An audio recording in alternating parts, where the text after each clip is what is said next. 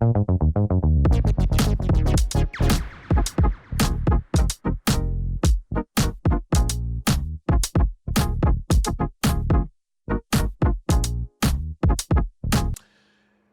of all, welcome. This is another episode here of Between the Sale, and I've got a good friend and colleague here and partner of mine, William Savage. Thanks for joining here today. Anytime, Mark. Anytime. Yeah.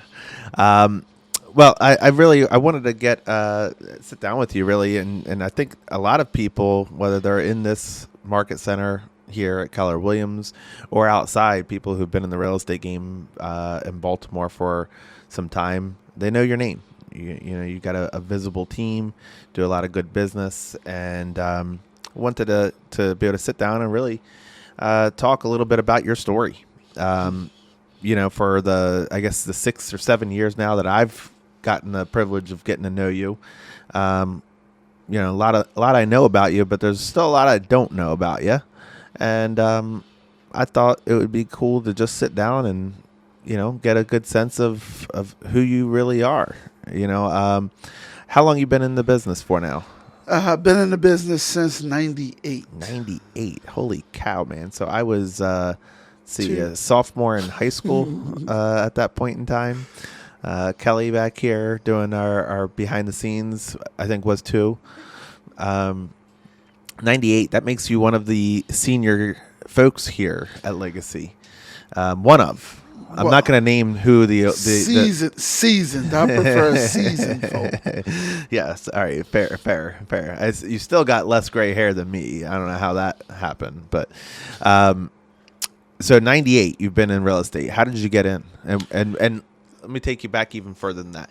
How did you get in? Like, what were you doing before 98 that led you to step into this world? Well, I always had a fascination for houses. I was a building inspector for the city, and I was a Section 8 inspector for Howard County. But I was also coaching, because everybody that knows me knows that, you know, I coach youth football. And one of my buddies who actually went to law school, when he came back, he said, I'm going to open up a real estate firm, and I want you to come over and work for me, because me and him, we worked together at UPS. And I kind of like just brushed it off. And then when he came back, he said, no, I was for real. I'm serious. I'm going to pay for you to go to real estate school. He did it. We opened up, his firm, and it was history since then. Okay. Well, it's history then. We're gonna get into some of that history here. So, 98, you get your real estate license. Correct. You start full time right away? No, I was actually still doing inspections for the city. I was working, part time doing real estate, and then I left the city and went to Howard County to do Section 8 inspections. Okay. So what was, 98 is 5 years before I got into the real estate business in Baltimore. So I don't really even know much about what the real estate market was like back then, what the business really was like. How did you get really started? How did you start, finding clients to work with? We used to ride around, look for open houses. This is back when the newspaper used to be out, and you get the Sunday newspaper, and then you look through the newspaper, you find all of the open houses, and you set them up, and it was just a matter of just going out and finding clients. And I was still a renter back then, and walked up to a young lady, because I don't have a problem with talking to people. And I said, hey, are you interested in buying a house? And she looked at me. She said, do you own your house? And I was renting a townhouse, and I didn't own my house. And she said, why would I buy a house from you if you don't own your own house and never been through the process? Ooh, coming in hot. Yep, absolutely. So then that's what, pushed me to go buy a house. Okay. So we actually bought a townhome. And then, from there, it was just history from there. But did you call that lady back up? No. She actually didn't give me her information or anything. But, it's just a matter of like sales. You got to get out there and you got to let people know what you're doing.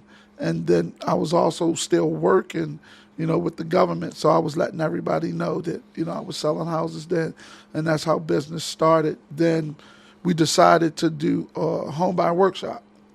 We did it at the library in Woodlawn. We had 5 people show up. And we just continued to do it until we got to a point where we had 450 people at the Sheraton showing up for a home buying workshop. Wow. All right. So there's some stories there then. Absolutely. So first of all,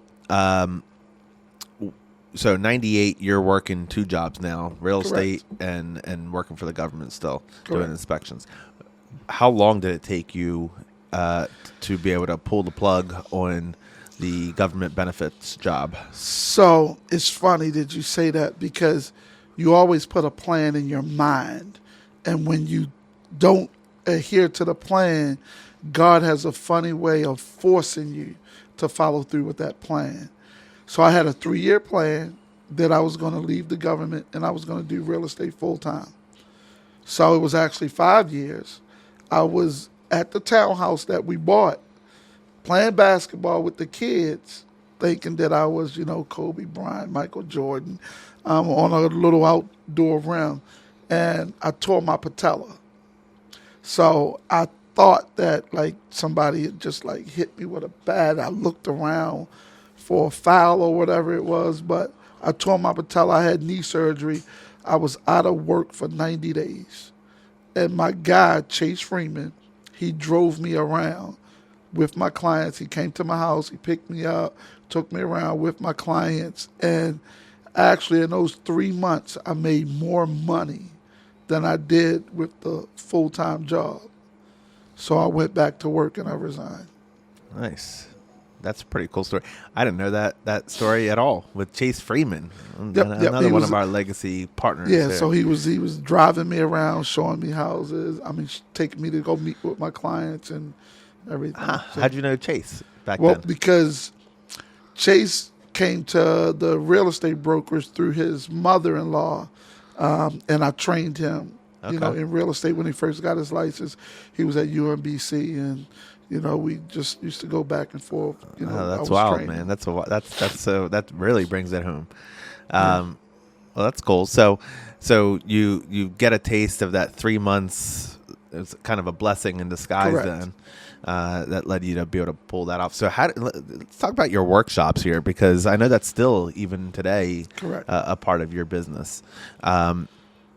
How do you go from having 5 people to 450 people?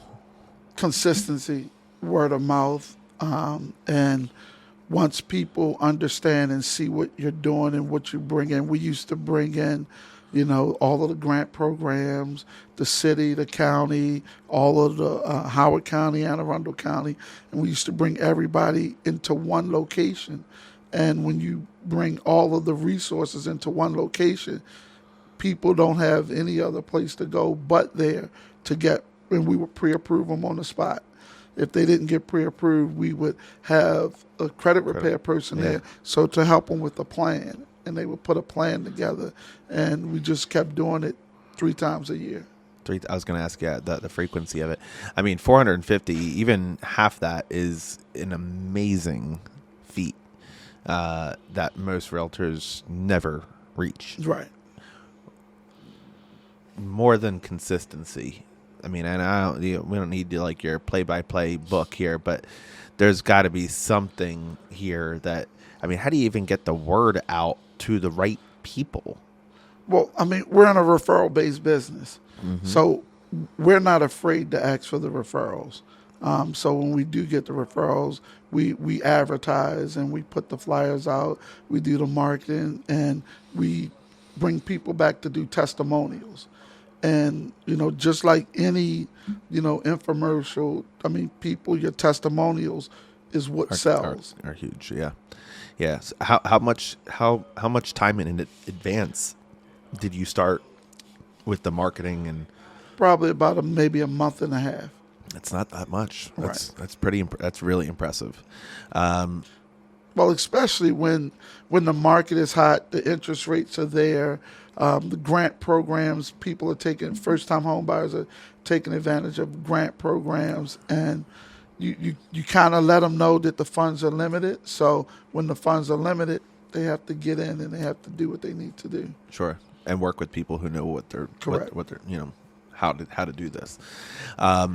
So I guess so. Then we're in 2003. That's when you kind of rip the Band-Aid off or rip your patella off, and you're now in this full time. What does that look like for you then? I mean, were you because right now you've got a team, and how many people are on your team? 11. 11. So I mean, you got a nice sized team, and you've had a nice sized team for really as long as I've known you, and over the last 6 years. It's never been just like William Savage here. So take me to like where were you? And you were with a partner or a friend who Correct. had the brokerage, from 98 through when? 2012. Okay, so for a good long time. So, Right. 03, you're like, all right, I'm finally, I feel my groove and I see the money, so I'm gonna be able to concentrate all my full time. I can't even say all my efforts because you still are coaching youth sports at this time, right? Correct. Yeah. So I mean, and that's not. I mean, you're not like it's not like the rec league that Yeah, you're it's, coaching. it's high school football. High school football. I mean, it's a major commitment. So, and you've done that for how long now? High school football for 5 years, youth football since 1995. Okay. Yeah. So you know your way around the field. So in 03, you're like, all right, I'm gonna do this full time. Are you in a true any kind of partnership or team at that No, point, or it you was just an individual agent. Okay. Just out there, selling and making a couple dollars to make ends meet, but enjoying life, able to travel, having the freedom to do the things that you want to do. So what kind of volume were you doing back in 03, 04? We were probably doing about 75 to 80 units a year. That's impressive. You say we. Well, Is well, it- is well, that- no, it's just me At the not time. the team, but Right, just right. me. Yeah. Right. No, I ask, it's Yeah. funny, when I talk about production and things of business, I always just by default use the word we Because that's programming. well, yeah. So I recognize that where that we comes from. But at that time, it was you. Correct. And so at what point, I mean, first of all, I know from personal experience too, 70, 80 transactions a year that's a dog race. Correct. So take me to like, where did you decide that a team was the track, or how you scale from there? So I believe that I reached a ceiling. And I was just, coming around 75, 80 units a year. Then I sat down with Sherry Harris. We talked for about 3 hours. And they were talking about opening up a brokerage. And I saw the opportunity there. So when I came over, I was still an individual agent. But once I got the training and taking the classes, because the first year of Keller Williams, I just did nothing but education. Wasn't worried about selling, wasn't trying to do anything, but just worried about education. And from there is when, I decided that I wanted to build a team and hired an admin. And, one or two persons, said, hey, I'm going to come with you. They came with me. And, it was just history from there. So for the first 15 years then of your real estate career, you were really your own team. It was a team Correct. of one. Correct. Yeah, that's one thing that I did not realize that you and I had that in common. Because Yeah. it's about how long it took for me to decide that was the track that I wanted, and it was for the same reason. It wasn't because I had some grand vision of a team. Right. I don't know about you. I didn't have a grand vision of a team. I just wanted to be able to do. I wanted to be able to grow. I wanted a path for growth, and I felt like I had hit an individual ceiling. So it sounds like Correct. Yes. that's very much. Did you have some grand vision of a team, or was it really? No, I was that actually had no vision of a team. Like I said, I mean, you go to the classes and they talk about teams. They talk about leads, listings, leverage. They talk about all of that stuff in the MREA book. And, you know, we did book club. Mel, she started the book club, and we would read the book, and you know, got a bunch of people. And the funny thing is, when I joined Keller Williams, I was the manager at the real estate office where I was at, and all of the other agents were talking to me about Keller Williams. Oh, I got a call from Mel at Keller Williams. I got a call from Mel at Keller Williams. So I called Mel up and I said, Mel, well, let me ask you a question. Why are you calling everybody else and didn't call me? I want to take advantage of opportunity too. And so she bust out laughing. It was kind of funny. And then from there, that's when, you know, she set me up with an appointment with Sherry. And, you know, 3 hours later, it was, you know, let me think about it. Let me think about it. Let me do this. Let me do that. Who was the what brokerage were you with? Brian Mobley Real Estate. Oh, okay. Okay. Yeah, so he's an attorney. Yeah. One of my best friends. Yeah. And he doesn't practice anymore. So everybody from the brokerage came over. Okay. All right. That's interesting. So there's a lot of still closeness, Yep. you know, just from Definitely. Mel and Chase. And I mean, there's some real deep history there that goes Yeah. well beyond even the days of Keller Williams in Baltimore. Absolutely. That's pretty cool. So in 2012, you make this decision to join Keller Williams and just dive in the deep end of the learning pool. Right. What came of that? Like, what was the most immediate impacts that it had on you? The most immediate impact was it taught me how to lead generate, because we didn't know anything about lead generating. It taught me how to lead generate and call in past clients. We're getting 450 people in a room 3 times a year, like past clients. Like, it's like a one and done, set it and forget it. Right. So I called the client because we were in a workshop and in a class. I called the client, and he said, I'm so glad you called. He said, me and my wife, I mean, we're getting a divorce, but I want to sell my house. She's going to buy a house. I'm going to buy a house. And I'm just was like blown away, not because they were getting a divorce, but because that's 3 sales that I required a got phone call. from just making that one phone call. And had I not made the phone call or not been in a class about lead generating, I would have probably never made the phone call. Right. So right then and there, I was like, look, hey, I have to get more on this lead generation stuff. I have to, you know, get and educate myself with the systems, tools, and models. So at what point did you start to introduce leverage into your business?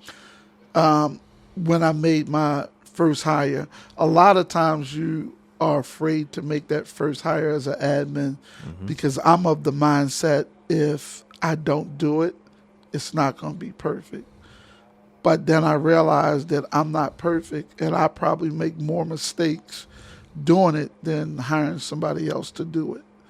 So I brought my first admin on, and she was actually on a per transactional deal type thing, which caused me to, you know, just to bring on and move forward.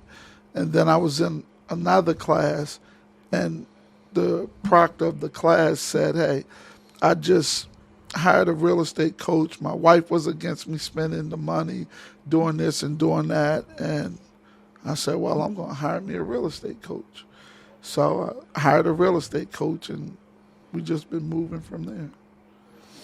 Well, you say you've just been moving from there. I mean, there's I'm not going to let you get away with something that broad there.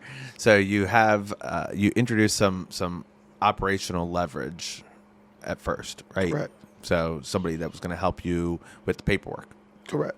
right?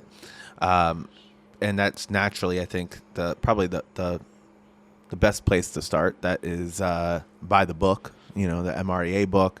I think even those who are coaching programs outside of the MREA model, MREA model, again, the Millionaire Real Estate Agent model by Gary Keller. But even those outside, they say leverage, operational leverage is the first thing to introduce for someone who wants to scale. So how did you go from this decision to hire some leverage here to say, you know what, I need to introduce some additional salespeople? So, well, when Brian shut down the brokerage, other agents left. And because I was managing the brokerage, they were comfortable with me. And they said, well, hey, wherever you go, we're going to go, or we're going to come over. Mm-hmm. And I'm like, okay, fine. And we came over, and they was like, well, okay, we still want you to lead us. And that's how, that introduction, came along. So that was probably like almost the same time as you were coming over. Not at the same time, because I left first, and I left Sean Wilson. He took over managing over there. Okay. And as they shut the brokerage down, then Sean called me up and he was like, "Look, hey, I'm coming with you." And he came over and he built a team on this side. I built a team on this side. Wow. Yep. Wow. I can't believe I never heard the story before.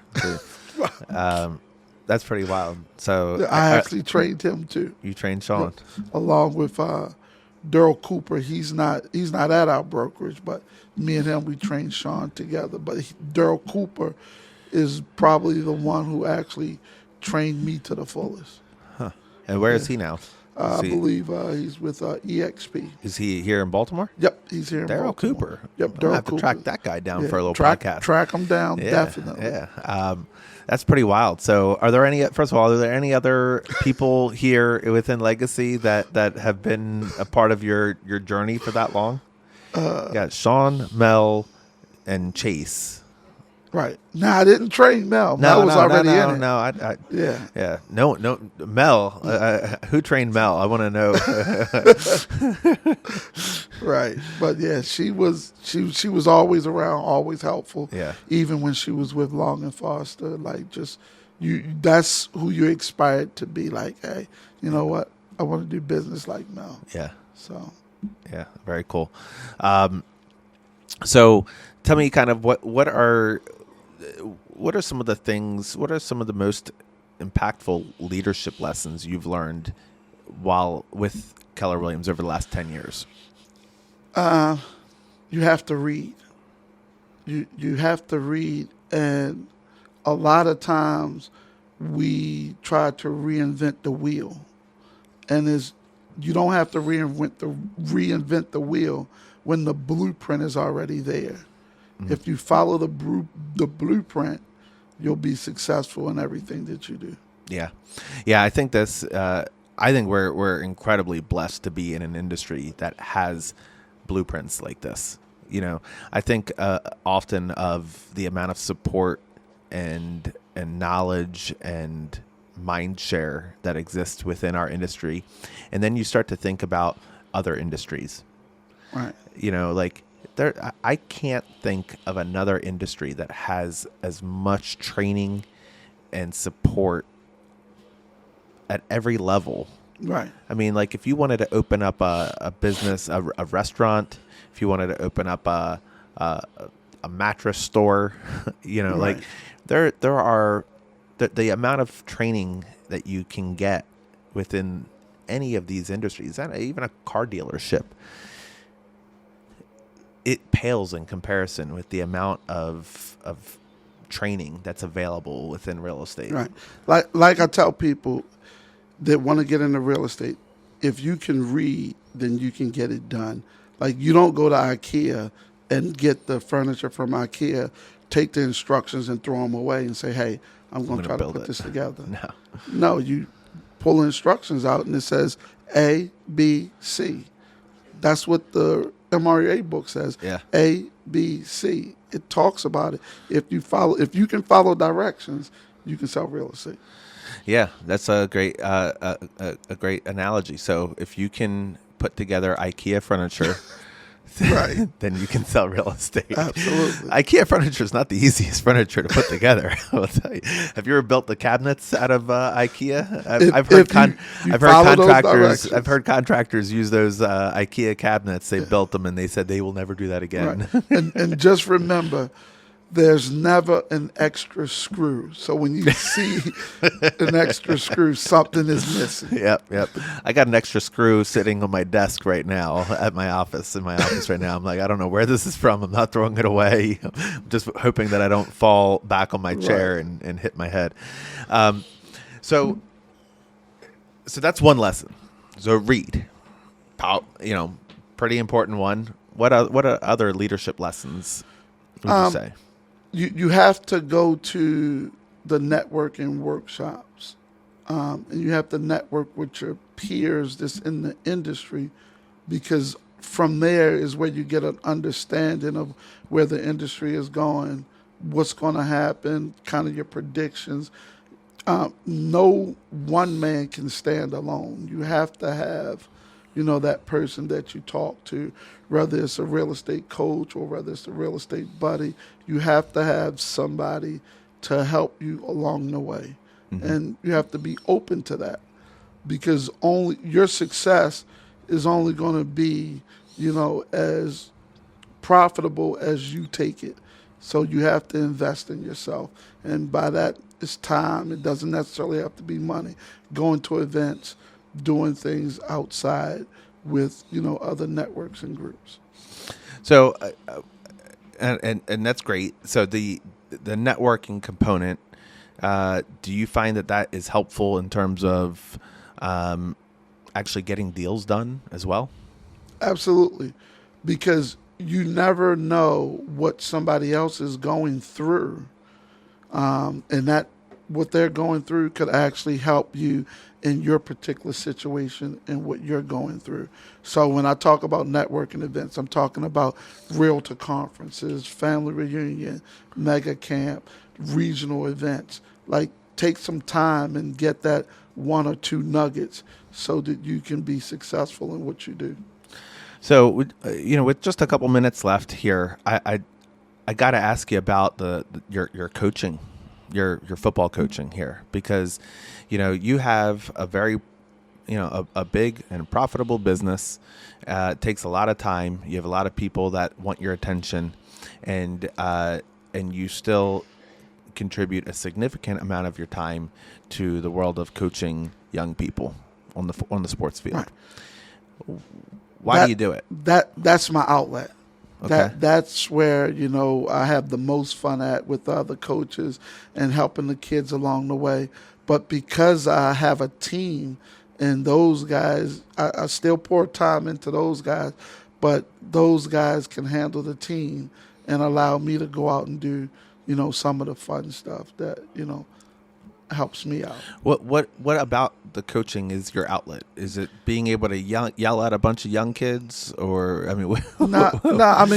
I yell anyway, but just helping them achieve, the next level, whether it's college or, because a lot of kids don't have their parents or single family homes, so it just gives them an outlet.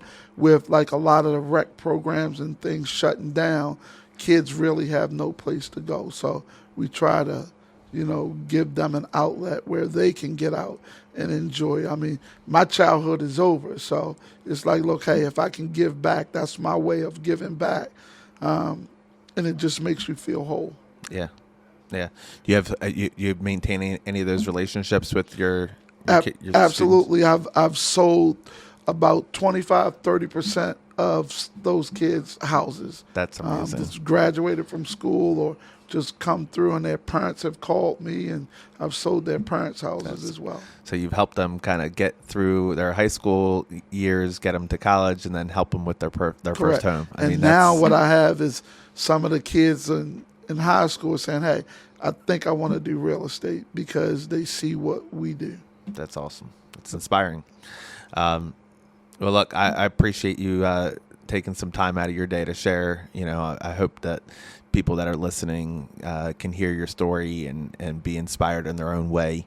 I know that if nothing else comes from this conversation, it's simply, I think you would enjoy the fact that other people found some inspiration and found some ways to better themselves from it.